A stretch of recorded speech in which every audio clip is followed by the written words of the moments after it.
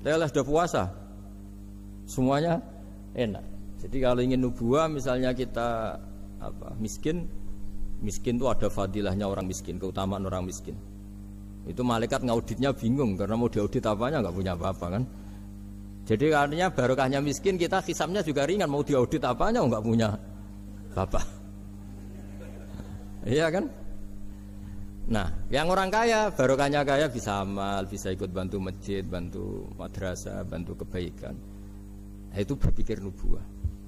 Terus kedua, terbiasakan yang agak unik, ini mungkin wilayah medis. Yang agak unik dalam Islam itu mimpi itu Bu Fayo, mimpi. Itu sama kenyataan itu tinggi mimpi derajatnya. Andai kan orang masih zaman orisinil, mimpi sama hidup nyata itu hebat mimpi.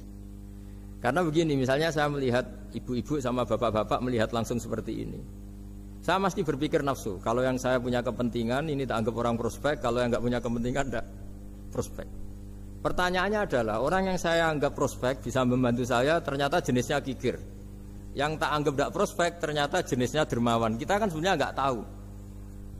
Lalu pertanyaannya, pandangan kita terhadap orang lain itu berdasar fakta apa berdasar harapan? Berdasar harapan. Tapi kita ngeklaim seakan-akan itu fakta.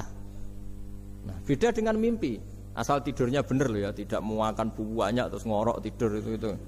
Tidurnya benar, misalnya kita posisi normal, wudu, setelah wudu baca ayat kursi terus tidur kayak posisi orang meninggal ya, mujur utara ya. Ya, pokoknya kayak orang meninggal itu. Ya, utara dan selatan terus menghadap kiblat. Itu kalau mimpi. Itu ada alamat-alamat yang lebih orisinal daripada kehidupan nyata. Ini contoh agama. Nah, artinya gini, makanya Nabi pernah ngendikan mimpi itu bagian dari 46 dari bagian kenabian. Itu jumlahnya 46%. Tapi ya tidur yang seperti tadi. Artinya gini, sarana kita bisa mendeteksi alam gaib, kalau boleh dibahasakan alam gaib, itu sebetulnya orang Islam itu masih punya sarana satu, yaitu mimpi. Karena dengan mimpi ini semua organ kita, semua sistem kita itu kayak off. Setidaknya sistem keinginan kita. Yang ada adalah pemberian gitu, cara berpikir agama lah ya. Saya tidak tahu kalau cara berpikir media. Jadi kalau orang tidur, itu sistem keinginannya dia kan habis, hilang. Yang ada keinginan Allah. Jadi dia posisi diberi. Tapi kalau kita terjaga gini, melihat orang lain, wah ini prospek, ini enggak. Padahal faktanya orang ini yang kita sebut prospek ternyata antipati sama kita atau enggak keinginan nolong kita. Yang kita bilang enggak prospek justru orang yang di hatinya ingin menolong kita. Kan enggak pernah tahu gitu. Makanya banyak orang salah pilih kan di situ. Karena bagaimana orang lain kamu vonis atau kamu hakimi, kamu statuskan sesuai keinginan kamu. Kalau mimpi kan enggak bisa. Nah sehingga kalau dalam penelitian Bu, kenapa Nabi itu, mimpinya Nabi itu wahyu. Ya kan kalau dalam agama kan mimpinya Nabi itu wahyu. Karena tidurnya normal gitu.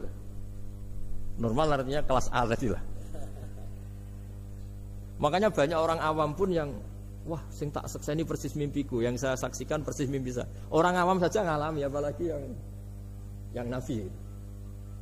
Nah, artinya untuk mendeteksi nubuah selain tadi ya, kita kan seperti yang saya ceritakan berkali-kali, kalau ingin nubuah itu sebenarnya gampang. Maksudnya bermental nubuah. Kalau saya sekarang hidup, ya anggap saja bisa melakukan kebaikan lagi. Kalau sekarang saya mati atau akan mati, anggap saja mati itu mengakhiri semua potensi keburukan Anda. Sekarang mungkin kita ada zina, ada korupsi, ada maling, tapi siapa yang bisa menjamin bahwa kita tidak akan maksiat di masa depan? Dengan mati potensi itu hilang. Makanya Nabi melihat mati itu ya sederhana. Wa tawaffani idza kanatil wafat khairan li.